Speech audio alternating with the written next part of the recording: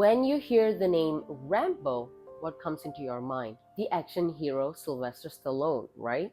Bandana on, muscles out, explosions everywhere. But in a small, quiet Malaysian town, that name meant something else entirely. This wasn't any hero, this was a real man, and his name carried real fear. Fear that made you double check your locks at night, sleep with the lights on, and wonder who would be his next victim. This is the chilling, horrific story of Rabidin Satir, or better known as Rambo Bentong. Hi, and welcome to my channel where I bring you the ghost, the mystery, the crime from my country, Malaysia.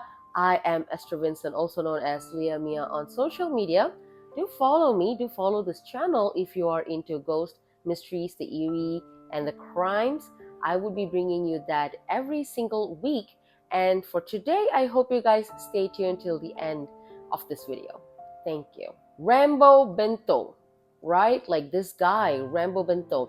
I knew a criminal like him existed in Malaysia, but I never knew the extent of his crime. Like this guy did so many horrible things, horrific things to innocent people that I was like, oh my God, he was this bad? I only knew all this when I started researching for this video today. This guy was terrible. So why the word Rambo? Why is it Rambo Bentong? Well, just like the fictional character from the movies, this guy, this criminal, he acts alone as well. In all his crime, he was alone. He had a Rambo-style knife, and he also possessed multiple guns and rifles, homemade rifles. I never knew that you could create rifles at your home. Like, I know people create bomb and whatnot, but I thought, rifles, guns, they might be much more mechanical, much more difficult to be made, but guess not. This guy had his own homemade rifle. But let me be clear, this guy is no hero like Sylvester, all right? This guy was savage. This guy was an ugly excuse of a human being who robbed, raped, and murdered innocent people. And the word Bentong, Rambo Bentong, Bentong was the small, peaceful town that this guy managed to turn into a nightmare. My husband's from Bentong. My in-laws are still there. I travel to Bentong pretty frequently, and I am just glad, so thankful that this crazy guy's reign of terror is over.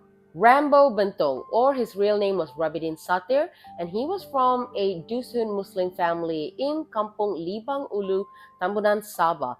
It was a small highland village. His family was well respected, and his brother was even a local imam in Sabah, and they were pretty well to do through farming. Then in 2007, Rabidin decides that he wants to leave Sabah, so he leaves Sabah and moves to West Malaysia, which is the Peninsula Malaysia. Once he came here to Peninsula Malaysia, it is believed that he started living in the jungles of Pahang, Malaysia, especially the area, the town Bentong. There's a lot of forested hills and whatnot. He started living in the jungle, in the forest, as if though like a rogue soldier. I read in certain articles, in certain report newsletters, that at first, once he came here, he was working in certain farms and living with the farm workers. But after some time, I don't know whether he didn't like farm working or what, he left the farm, and that's when he started living in the jungle. In his life in the jungle, he wore camouflage, lived in tents, carried knives and guns. He had binoculars. He used those binoculars to spy on people and homes in the nearby villages. He literally stalked and preyed on his victim before attacking them, like he haunted them. Between the years of 2009 to 2012, Rambo Bentong unleashed a spree of violence that left the small town of Bentong shattered. It all started in March 8th, 2009. 17-year-old Annie Kok Yin Cheng was found murdered in her home in Kampung Ketari, Bentong. Her stepfather, also the headman of the village, last saw her playing on her computer the night before the incident. Her sister is the one who makes the horrific discovery the next day, where she finds Annie's lifeless body on the floor with very deep cut on her neck, partially unclothed and covered with blanket. A post-mortem report later revealed that Annie had been sexually assaulted twice before being killed, and her mother also mentioned that Annie's wallet was missing from their home. This news sent shockwaves throughout the community, and families rushed to install new gates, window grills, whatever that they could do to feel safer. But the horror was far from over. Far. This guy, he did so many things, like so many horrible things, that it's a long list and I cannot remember all of them. I've got my note over here. I will refer to it and read it to you guys. So, July 9th, 2009, just 4 months after Annie's attack, a 9-year-old girl was raped in Taman Street, Marong, Bentong, and the attack happened at about 2 a.m. Then, a year later, on June 20, 2010, another 17-year-old girl was raped in a room along Jalan Kuala Lumpur, Bentong, between the hours 1 and 3 a.m. April 28, 2011, another 8-year-old girl was raped in her riverside home in Qatari. May 3rd, 2011, just 5 days, a double murder in Kampong nearby. An elderly couple in their 70-year-old couple, found dead in their wooden double-story home. Then yet another attack.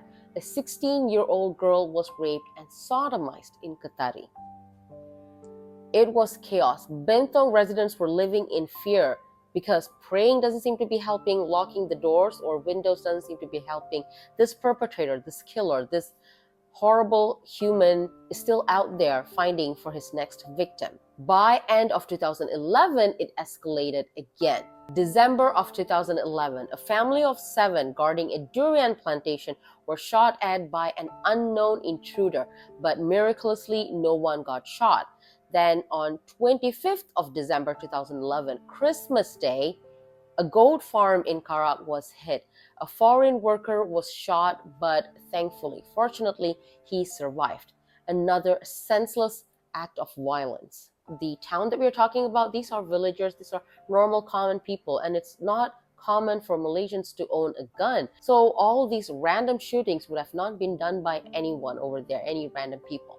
That's the reason why these attacks had been related with Rambo Bentong. He was found with multiple guns, homemade rifles and whatnot. So yeah, multiple more reports were made to the police on armed robbery, rape attack, and people were living in terror.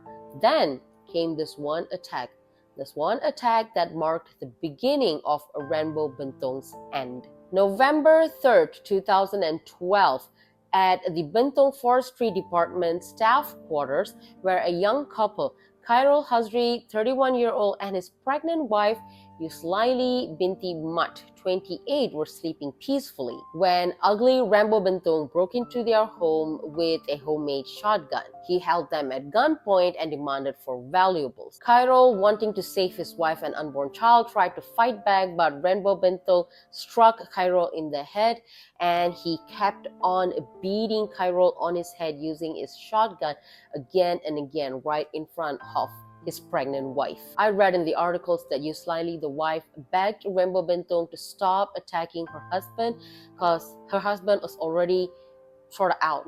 He's very, very weak with the repeated beatings that he received on his head. So she begged him to stop. And Rambo Bentong stopped all right, but you know what he did next?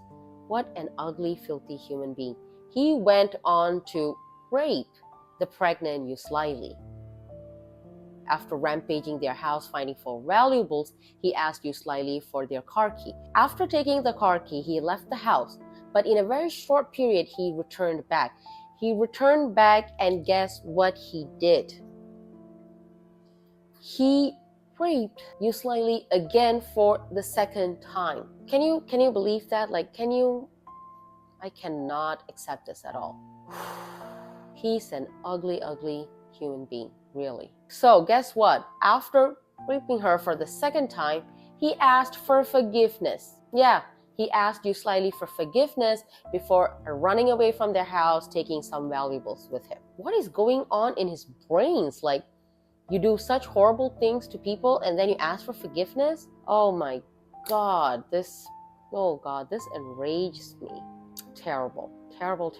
Later, after he left for real this time, Khairul, the husband, was rushed to the hospital. Unfortunately, he did not make it.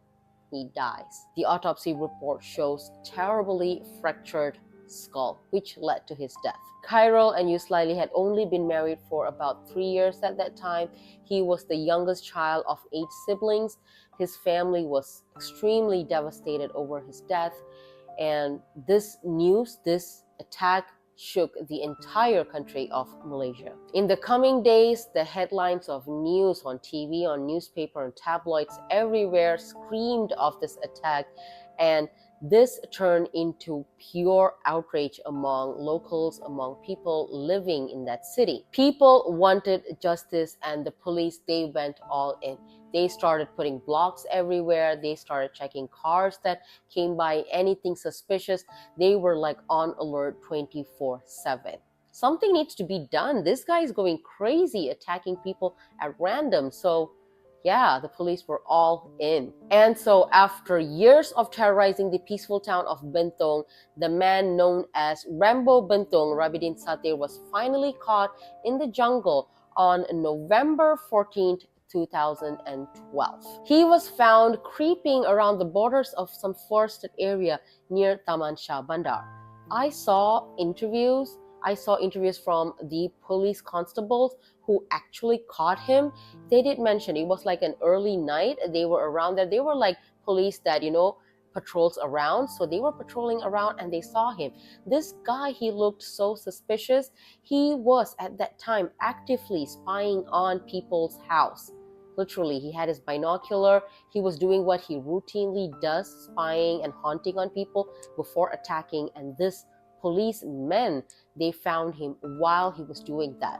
This guy, he was not in hideout. After doing so much, if you ask me, if it was a smart person, they would go into hideout. But this guy, he was at it again, the next victim. Like, this guy is crazy. Thank God those policemen, they caught him. Even during his attack, he did not go down quietly. He attacked one of the young police constable, Muhammad Suhaimi, with a parang, machete, and that would be Rambo Bentong's last strike. He was caught. The terrorizing Rambo Bentong was now in police custody, and the police did not hold back. Bit by bit, every case against him was brought to court. Over the next few years, Rabidin was hit with multiple charges. The then 42-year-old terrible human being Rambo Bentong will spend the rest of his life behind bars, as he was sentenced to a total of 115 years of jail time, 50 strokes of the rattan for 4 counts of rape, 1 of committing unnatural sex on 4 victims aged 9 to 17, rape, armed assault, and the murders of Annie Kokin Cheng and Khairul Hazri, the forestry officer. Rabidin tried to defend himself by saying that he was drunk, hallucinating when all the attacks happened, but the court was not buying that. Then just few weeks later, Rabidin was sentenced again, this time adding in another 18 years to his jail time. This is for the machete attack on the police constable during his arrest. Judge Murtazadi Amran said it outright. Rabidin's acts were inhumane. The judge told him to ask for forgiveness from the victims and their family, and added, "I hope you are remorseful for your acts and seek forgiveness from God." He tried appealing his sentence in 2018, but the federal court shut it down and his full sentence was upheld. Thank you for that. People like him don't deserve to be out. People like him, I don't think so he deserves any sort of forgiveness. So what happens to monsters like Rambo Bentong, like this guy here? Well, he's not just behind bars, he's literally buried under the years of punishment that he has. Like, thinking about it, 115 years, added another 18 years, 50 stroke of rattan, that is terrible. I've seen people getting struck in the rattan, like when I was in school, police came in and they did like this talk, and then they even showed some videos. By the 10th stroke, your skin is already ripped apart. So he got 50.